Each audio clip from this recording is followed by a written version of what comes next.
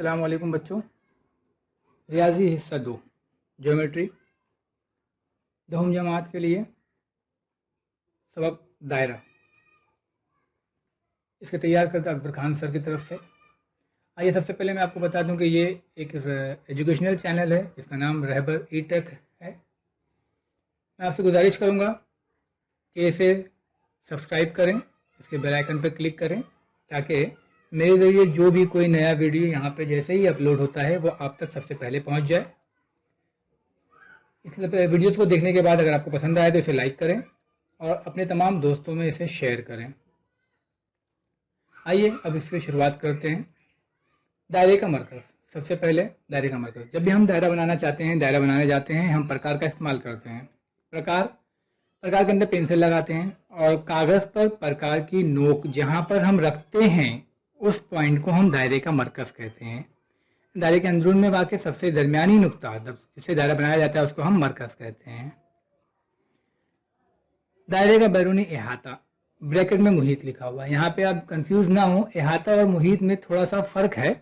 अहाता सीधी line वाले शक्ल के लिए इस्तेमाल किया जाता है, यानी कि मुरब्बा, मुस्ततील, मुअय्यन, ज़ुज़नका वगैरह जैसे अशकाल होती हैं उनके लिए लफ्ज़ अहाता इस्तेमाल किया जाता है। लेकिन जहाँ पे दायरा आ जाएगा वहाँ पर मुहीत लफ्ज़ इस्तेमाल किया जाएगा।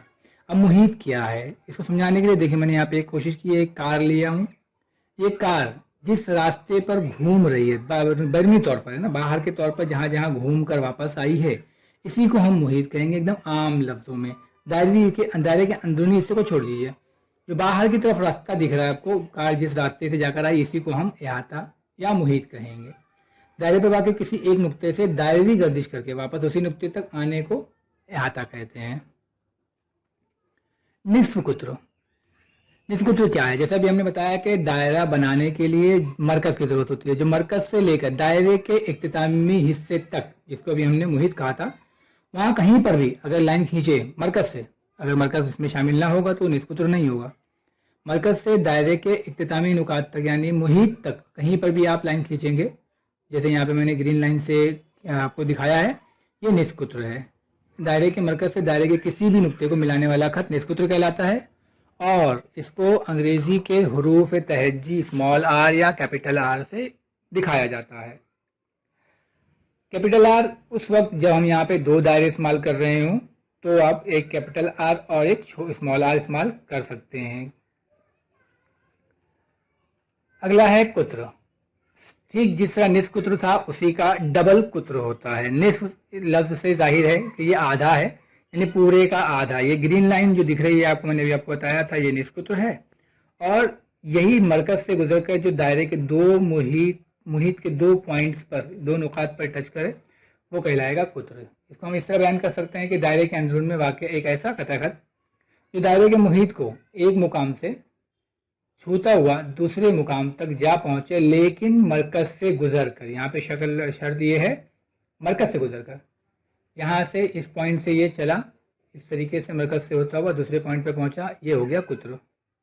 ठीक है, इसे अंग्रेज़ी के हरूफ तहज्जी स्मॉल डी से जाहिर किया जाता है। बच्चों मैं आपसे रिक्वेस्ट करूँगा, अगर ये वीडियोज़ में आपको कुछ भी ऐसा लग रहा हो कि नहीं समझ में आ रहा हो तो आप इसको रिवाइंड करके देखिए ताकि ये अच्छी तरीके से आपको समझ में आ जाए। फिर भी आपको अगर ऐसा कुछ नहीं समझ में आता है तो आप वीडियो में डिस्क्रिप्शन में आप मुझे कमेंट बॉक्स में लिख कर बताएं कि इसमें क्या चीज़ आपको समझ में नहीं आ रही है। इसके बाद में है वित्र। ठीक कुत्र की तरह वित्र, लेकिन यहाँ शर्त यह है कि वित्र जो है वो मरकज़ से नहीं गुजरता।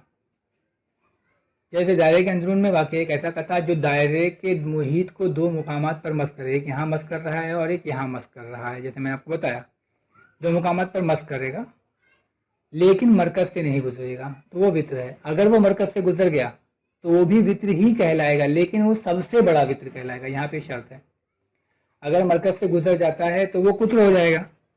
तो नोट में आपको दिया है कि दायरे का सबसे बड़ा वित्र कुत्र कहलाता है। अगर वो सबसे बड़ा वित्र है तो कुत्र है, या इसका उल्टा हम बोल सकते हैं कि अगर कुत्र है तो दायरे का सबसे बड़ा वित्र है। अगर सिर्फ वित्र की बात हो रही है, सिर्फ वित्र, सबसे बड़ा वित्र की नहीं, तो वो मरकज़ से नहीं गुजरेगा, जैसे कि यहाँ शक्ल में मैंने आपको दिखाया है।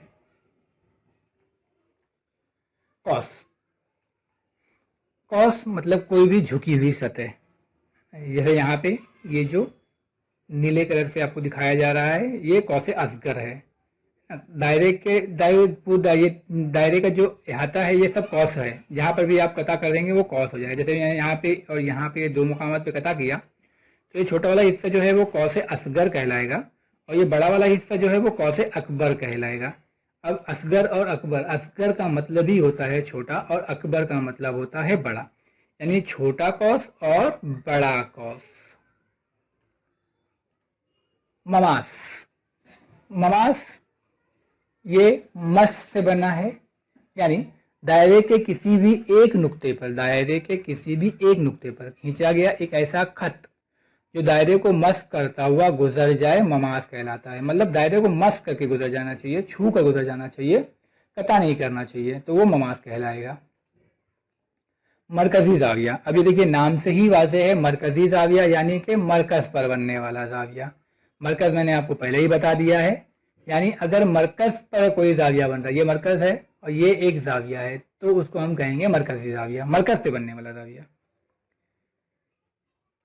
फिर है कौसी जाविया, अब यहाँ भी नाम से वाज़ेह है, कौसी जाविया यानी कि ऐसा जाविया जो कौस पर बने। देखिए यहाँ पे है ना, अभी मैंने बताया था कि ये जो है ये कौस असगर है छोटा वाला, और ये यहाँ से यहाँ तक ये कौस अकबर है।